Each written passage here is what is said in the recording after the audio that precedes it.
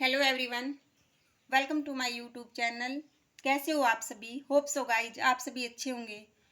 आज की वीडियो में हम ब्रिटिश प्रधानमंत्री की शक्तियाँ व कार्य के विषय में डिस्कस करेंगे। इससे पहले हमने अमेरिका के राष्ट्रपति की शक्तियाँ व कार्य के टॉपिक पर डिस्कस किया था। अगर आपने वो वीडियो नहीं देखी तो चैनल पर जाके वीडियो को देख लेना। आपको ये टॉपिक टीजीटी, पीजीटी, बीएमई सब में इक्वल इम्पोर्टेंस रखते हैं। ब्रिटिश शासन प्रणाली में प्रधानमंत्री का पद बहुत ही महत्वपूर्ण होता है और उसको शक्तिशाली माना जाता है। इसलिए है क्योंकि ब्रिटेन में संसदीय शासन प्रणाली मौजूद है। संसदीय शासन प्रणाली में राज्य का अध्यक्ष केवल संवैधानिक अध्यक्ष होता है, वास्तविक अध्यक्ष नहीं होता। जब ब्रिटिश प्रधानमंत्री अपने देश का वास्तविक शासक है तो उसे देश की शासन प्रणाली में बहुत सारी शक्तियाँ प्राप्त होती हैं। अभी देखिए प्रधानमंत्री की नियुक्ति कैसे की जाती है। ब्रिटिश प्रधानमंत्री की नियुक्ति ब्रिटेन के सम्राट के द्वारा की जाती है। सम्राट उस व्यक्ति को ब्रिटेन का प्रधानमंत्री नियुक्त करता है जो कॉमन सभा में बहुमत दल का नेता होता है। जब किसी राजनीतिक दल को कॉमन सभा के चुनाव में स्पष्ट बहुमत प्राप्त नहीं होता तो इस सिचुएशन में क्या करता है, जो ब्रिटिश सम्राट होता है अपनी इच्छा से किसी भी ऐसे व्यक्ति को प्रधानमंत्री बना सकता है जो सरकार बनाने के योग्य हो। प्रधानमंत्री की नियुक्ति के बारे में यह भी प्रथा है कि प्रधानमंत्री कॉमन सभा से ही चुना जाता है। कुछ डेफिनेशंस देख लेते हैं हम। लोस्की के अनुसार ब्रिटिश प्रधानमंत्री मंत्रिमंडल के निर्माण, उसके जीवन और उसकी मृत्यु का केंद्र बिंदु माना जाता है। लावेल के अनुसार यदि प्रधानमंत्री राज्य रूपी जहाज की चालक शक्ति नहीं है तो वह जहाज का संतुलन अवश्य है जिस पर माल लटका हुआ है, और इस नाते वह जहाज का केवल उपयोगी ही नहीं बल्कि एक आवश्यक अंग भी है। चर्चिल क्या बोलते हैं? चर्चिल के अनुसार देखिए, ब्रिटिश प्रधानमंत्री एक रहस्यमय तथा जादू भरी कड़ी है जिसने हमारे ढीले और बंधे हुए दृढ़ता से जुड़े हुए राष्ट्रमंडलीय देशों, राज्य तथा जातियों को मिलाए रखा है। अभी प्रधानमंत्री की शक्तियां एवं कार्य देख लीजिए डायग्राम। शक्तियां और कार्य। मंत्री परिषद का गठन करता है। मंत्रियों में विभागों का वितरण, राष्ट्र का नेता, कॉमन सभा का नेता, दल का नेता, सरकार का प्रमुख प्रवक्ता, समन्वय करना, प्रशासन पर नियंत्रण, मंत्रिमंडलों की बैठकों की अध्यक्षता, विदेशी संबंधों का संचालन, सम्राट और मंत्रिमंडल के बीच की कड़ी, संसद का नेता, सम्राट का मुख्य सलाहकार और नीतियों का निर्धारण। अभी हम इनको एक एक करके डिस्कस कर लेते हैं।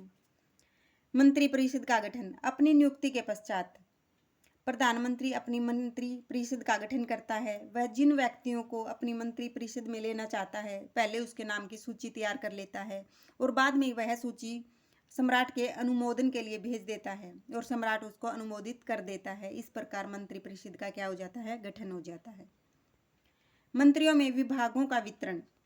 ब्रिटिश प्रधानमंत्री का दूसरा काम अपने मंत्रियों का वितरण करना होता है। वह मंत्रियों का अनुभव व योग्यता देखकर उनमें विभागों का वितरण करता है। मंत्रिमंडल की बैठकों की अध्यक्षता। ब्रिटिश प्रधानमंत्री अपने मंत्रियों की बैठकें बुलाता है और उनकी अध्यक्षता करता है। मंत्रिमंडल की बैठकों में सभी निर्णय प्रधानमंत्री की इच्छा के अनुसार ही लिए जाते हैं। विदेशी संबंधों का संचालन। ब्रिटेन में प्रधानमंत्री विदेशी मामलों का संचालन भी करता है। वह विदेशों से संबंध सुधारने के लिए उनका दौरा करता है और उनसे समझौता भी करता है। प्रशासन पर नियंत्रण। प्रधानमंत्री का ब्रिटेन के संपूर्ण प्रशासन पर नियंत्रण होता है। वह किसी भी मंत्री के कार्य की जांच पड़ताल कर सकता है। प्रशासन की कार्यकुशलता उसी के नेतृत्व पर निर्भर करती है। वह प्रशासन से संबंधित शिकायतों को सुनता है और उनको दूर भी करता है। सरकार का प्रमुख प्रवक्ता। प्रधानमंत्री ब्रिटिश सरकार का प्रमुख प्रवक्ता है। वह सरकार की ओर से अनेक घोषणाएं करता है। ये घोषणाएं संसद में और संसद के बाहर करता है। दल का नेता। प्रधानमंत्री अपने दल का नेता होता है। वह दल के नेता उसका आदर करते हैं, उसकी बातें मानते हैं। उसके दल का कोई भी ऐसा सदस्य नहीं जो उनकी बातों का विरोध करे। वह अपने दल की नीतियों को देश में लागू करने का प्रयास करता है। राष्ट्र का नेता। प्रधानमंत्री संपूर्ण राष्ट्र का नेता होता है। इस नाते देश की जनता उसका बड़ा सम्मान करती है। देश की उन्नति उसी के नेतृत्व पर निर्भर करती है। वह संपूर्ण राष्ट्र का नेतृत्व प्रदान करता है और अपने राष्ट्र को हर संकट से बचाता है। सम्राट का मुख्य सलाहकार। प्रधानमंत्री ब्रिटिश सम्राट का मुख्य सलाहकार होता है। सम्राट हर कार्य उसी की सलाह से करती है। सम्राट हर कार्य उसी की सलाह से करता है। उसकी सलाह से सम्राट अनेक नियुक्तियां करता है। उसकी सलाह से ही विदेशों का भ्रमण करता है और उसकी सलाह से ही सम्राट संसद के अधिवेशन को बुलाता है और उनकी समाप्ति की घोषणा भी करता है। संसद का नेता।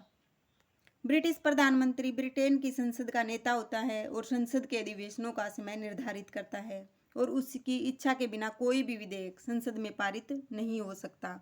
सम्राट और मंत्रिमंडल के बीच की कड़ी। ब्रिटिश प्रधानमंत्री सम्राट और मंत्रिमंडल के बीच की कड़ी का काम भी करता है। यह मंत्रिमंडल के सभी फैसलों की जानकारी सम्राट को देता है और सम्राट की इच्छा से मंत्रिमंडल का अवगत कराता है और उसके माध्यम से ही अगर कोई भी मंत्री सम्राट से मिलना चाहे तो मिल सकता है। इस प्रकार प्रधानमंत्री मंत्रिमंडल और सम्राट को जोड़ने का काम भी करता है।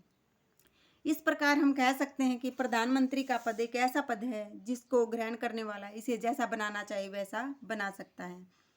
होप सो गाइज आपको ये समझ आया होगा, तो आप वीडियो को ज़्यादा से ज़्यादा शेयर कीजिए, चैनल को सब्सक्राइब कीजिए। अच्छा बुरा जो भी आपको लगे वीडियो के नीचे कमेंट कीजिए। Thanks for watching.